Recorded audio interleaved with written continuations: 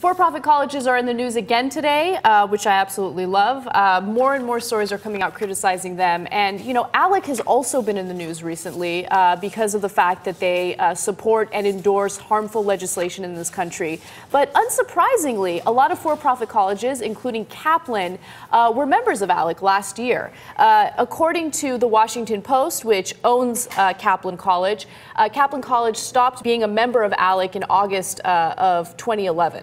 It's really interesting because one of the stories that we did on this show was on gainful employment. And gainful employment would basically regulate these for-profit colleges to make sure that the number of people who graduate from these colleges are not defaulting on their student loans, they're getting a quality education. It was a great piece of legislation in the beginning, or proposal, I should say, by the Obama administration. But in the end, they passed like this watered-down version of it that would basically allow these for-profit colleges to screw up 3 times in a 4-year time span before they get, punished for it. So they worked with Alec to make sure to lobby to Obama's administration, to members of Congress, to make sure this watered-down version comes out.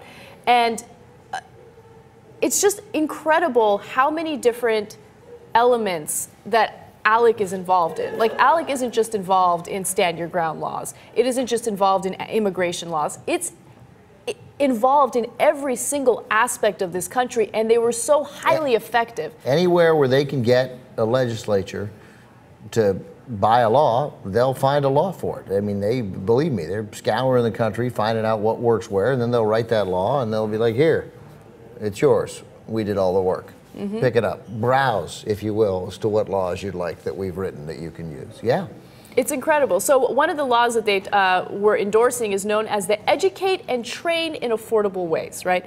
And basically, state officials recognize the value of for-profit providers and community colleges, which are primarily open access systems that serve students at the least expense.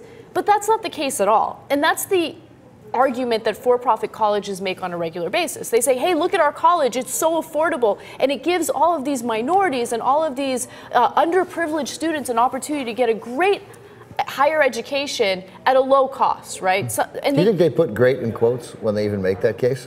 Great. Right. That would be awesome. Yeah, come on, get some great education. Like, just every time. Just do it really quick. Yeah.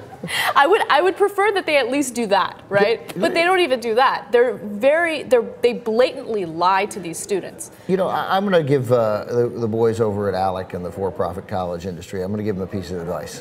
What's your advice? And I'm surprised by this. They shouldn't be called for-profit colleges. Like, by now, this has gone on long enough, they should have a better name. Because for-profit colleges sounds bad.